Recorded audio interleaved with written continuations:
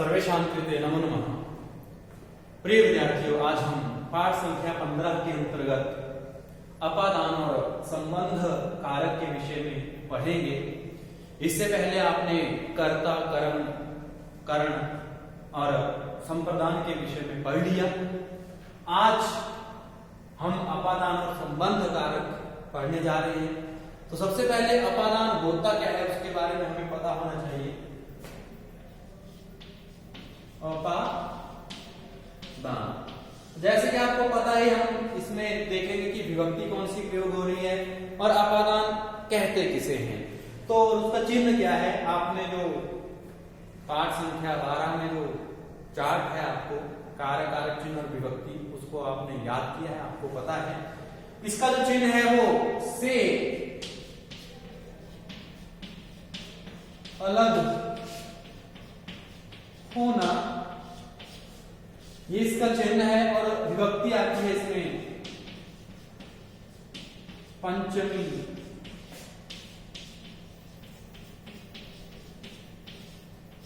विभक्ति।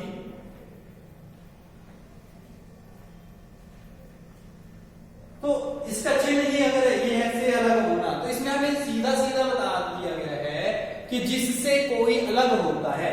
ध्यान दीजिएगा, जिससे कोई अलग होता है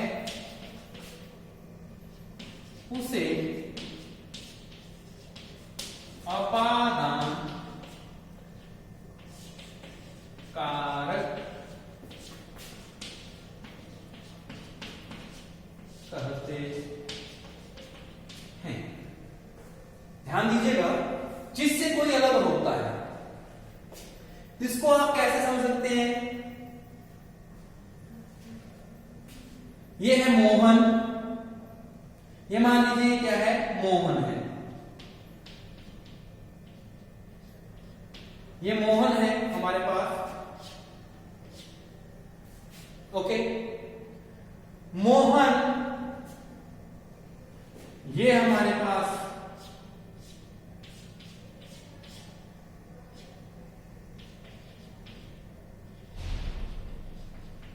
विद्यालय, मोहन है, विद्यालय है, ठीक है। और ये मोहन का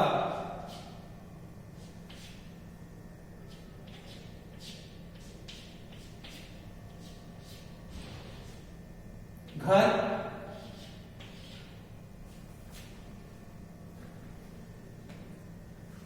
समझिएगा, ये मोहन है, ये विद्यालय है, ये घर है। मैं लिखता हूं मोहन विद्यालय से घर को जाता है। मैंने लिखा मोहन विद्यालय से घर को जाता है। ध्यान दीजिएगा, मोहन विद्यालय से घर को जाता है। तो कर्ता आपके पास मोहन है, ठीक है। ये मोहन जो है वो क्या कर रहा है, विद्यालय से। ध्यान दीजिएगा, ये विद्यालय है, तो ये मोहन क्या हुआ, विद्यालय से बाहर आ गया, यहां पे पहुंच गया। जा कहां रहा है, ये जा रहा है अपने घर को।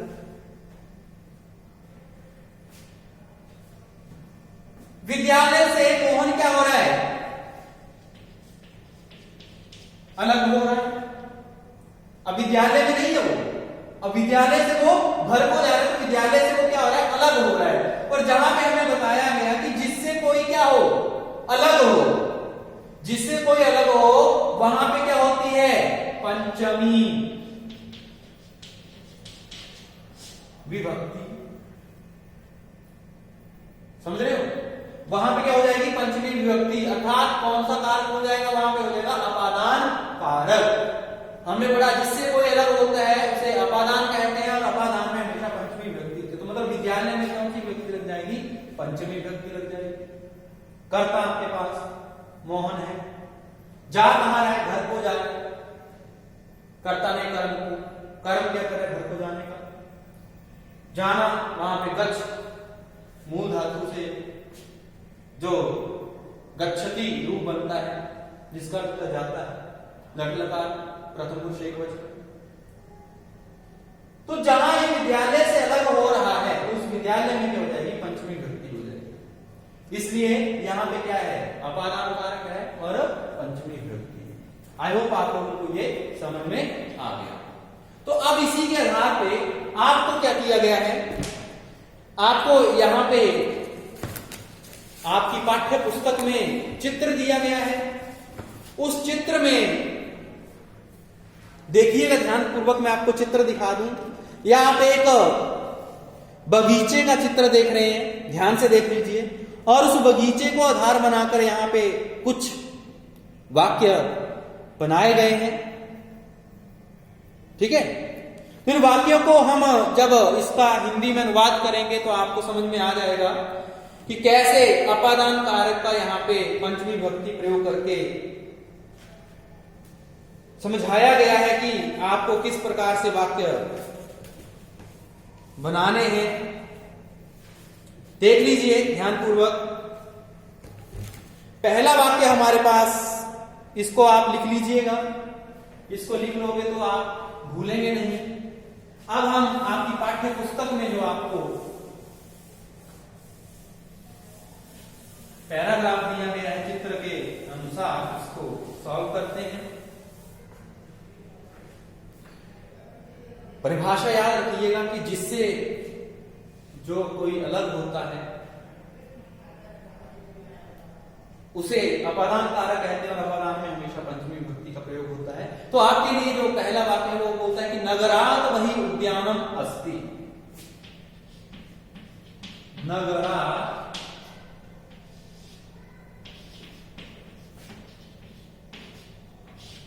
वही उद्यानम अस्ति। नगरात वही उद्यानम अस्ति। मान लीजिए ये नगर है,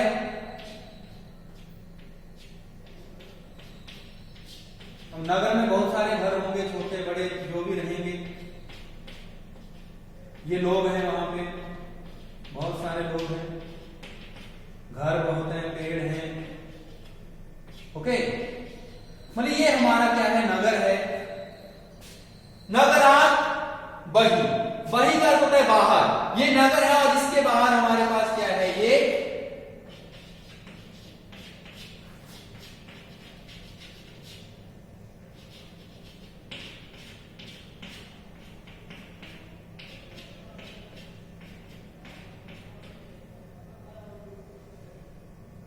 ये बच्चे, मतलब लोग वहां पे बहुत सारे हैं,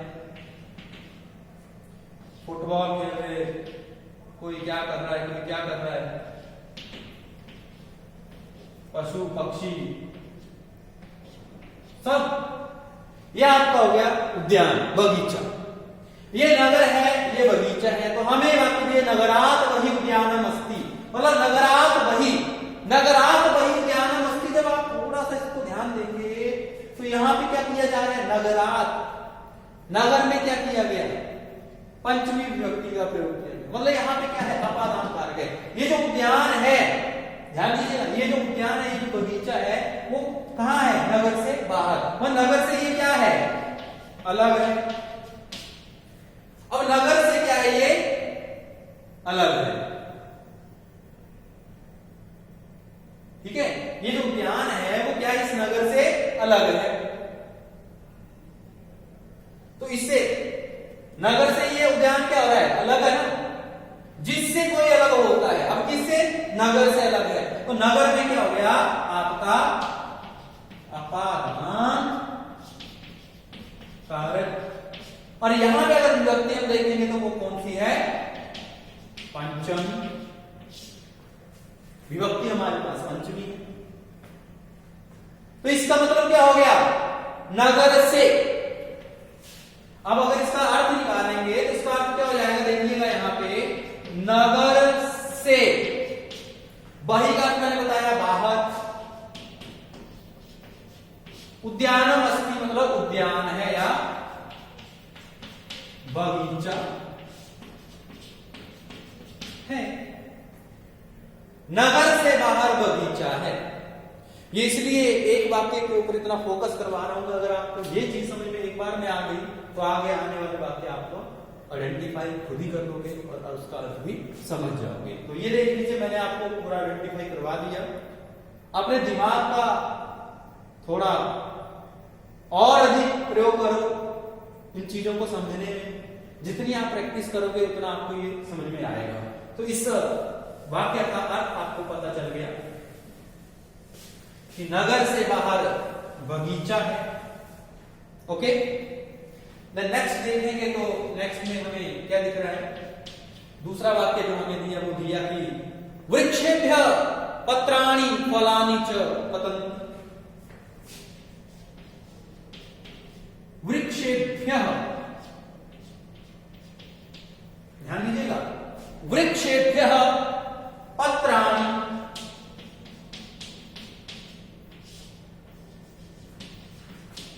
फलानि च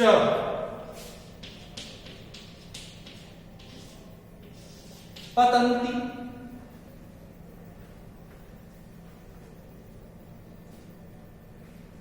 ध्यान दीजिएगा, वृक्षेभ्य पत्राणि फलानि च पतन्ति। अब अगर यहां पे आप थोड़ा सा ध्यान दोगे, पतन्ति पत धातु जिसका अर्थ होता है गिरना। ध्यान दीजिएगा, पत धातु जिसका अर्थ होता है गिरना। अब गिरते कैसे हैं? जब किसी चीज से क्या होता है, अलग होते हैं तभी गिरेंगे। वह कुर्सी के ऊपर से गिर गया, वह घोड़े के ऊपर से गिर गया। तो वृक्षेभ्य, यहां पे ये जो आपका वृक्षेभ्य है ये क्या है, आपका अपादान कारक है और इसमें क्या किया गया, पंचमी विभक्ति का प्रयोग किया गया। जब आप वृक्ष शब्द, वृक्ष वृक्षौ वृक्षः वृक्षम वृक्षौ वृक्षान् वृक्षेण वृक्षाभ्याम वृक्षै वृक्षाय वृक्षाभ्याम वृक्षेभ्य वृक्षात् वृक्षाभ्याम वृक्षेभ्य, मतलब बहुत सारे पेड़ हैं, इसलिए यहां पे बहुवचन का प्रयोग किया गया है। वहां पे वैसे नहीं बोला नगरात्, नगरात् एक वचन का प्रयोग।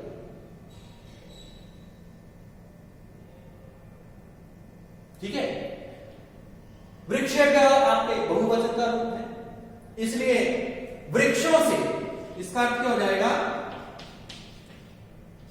वृक्षों से पत्राणि फलानि च पतन्ति। अब ये भी क्या बहुवचन है, पत्रम पत्रे पत्राणि, आपने पढ़ा फलम फले फलानि, पत्राणि पत्ते फलानि फल।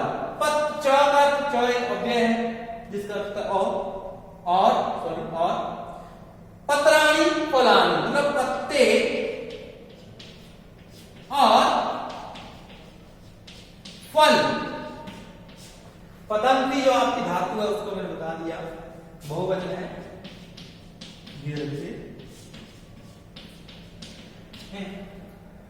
अगर आपसे पूछ लिया जाए कि इस वाक्य में आपको अपादान कारक पंचमी विभक्ति का प्रयोग कहां किया गया है, तो आपको ये जो मैंने शब्द अंडरलाइन किया है यह आपका अपादान कारक से और पंचमी विभक्ति का यहाँ पे प्रयोग किया गया। पंचमी विभक्ति में बहुवचन का ये रूप है।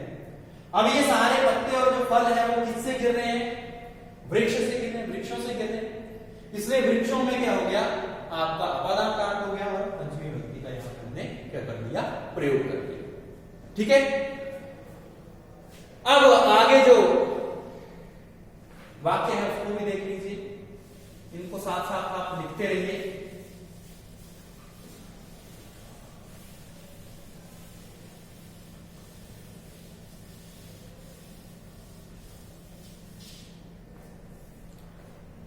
अहम प्रातः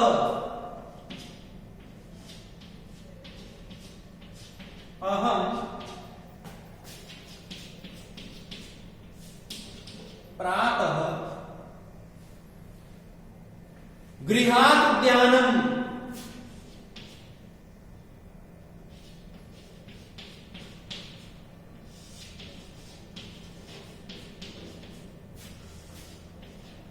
अहम प्रातः गृहात् उद्यानं भ्रमणाय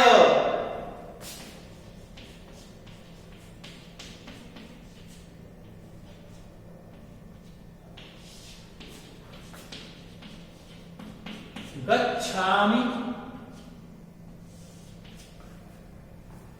ध्यान दीजिएगा, अहम प्रातः गृहात् उद्यानं भ्रमणाय गच्छामि। यह आपका कर्ता है। प्रातः का अर्थ होता है सुबह, गृहात् घर से, उद्यानम बगीचे को, भ्रमणाय घूमने के लिए, गच्छामि गच्छ धातु जाने के अर्थ में जाता हूं। तो यहां पे अगर आप देख रहे हैं गृहात् में, अब मैं कहां से जा रहा हूं, घर से जा रहा हूं, तो घर से अलग हो रहा हूं, इसलिए घर में यहां पे आपका अपादान कारक हो गया, इसलिए पंचमी विभक्ति का यहां पे प्रयोग कर दिया गया। यहां पे आपकी पंचमी विभक्ति। उद्यानम बगीचे को जा रहा हूं, तो यहां पे आपकी कर्म है द्वितीय। किस लिए जा रहा हूं, के लिए, घूमने के लिए जा रहा हूं ना, इसलिए यहां पे क्या है, चतुर्थी। शब्दों में विभक्ति प्रयोग की गई है। जब यही हमें ध्यान रखना है कि किस शब्द में कौन सी विभक्ति लगी हुई है और उसके अकॉर्डिंग हम उसका क्या कर देंगे, अनुवाद कर देंगे। तो अब आपको पता चल गया ये पंचमी है, ये द्वितीय है, ये चतुर्थी है। अब इनके कारक चिन्ह आपको पता है, क्या पढ़ा है हमने, अपादान से अलग होना, कर्म को द्वितीय, समझ में आ गया, संप्रदान के लिए चतुर्थी। तो मतलब देखिए, अहम का अर्थ हो गया मैं, प्रातः का अर्थ मैंने बता दिया सुबह, मैं सुबह, गृहात्, अब देख लीजिए पंचमी का प्रयोग किया गया और उसका कारक चिन्ह आपको पता है से, मतलब घर से। मैं सुबह घर से, उद्यानम मतलब बगीचे को, द्वितीय,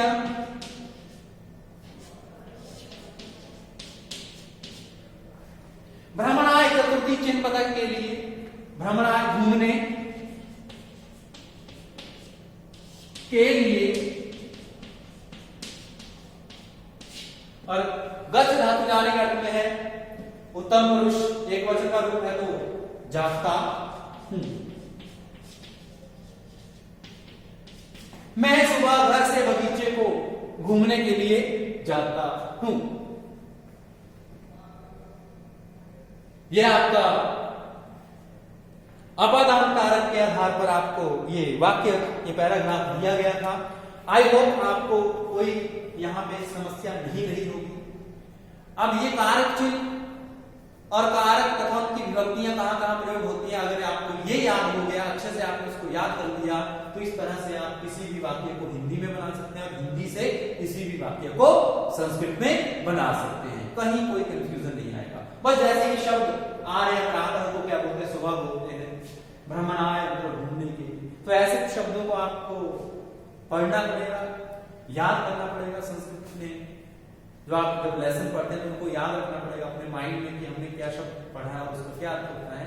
तो ये आपका अपादान कारक संपन्न हुआ। इसे ध्यानपूर्वक देखिए, अपनी उत्तर पुस्तिका पर लिखिए और लिखने के बाद मुझे व्हाट्सएप पर भेजिए। तब तक के लिए शुभ दिन।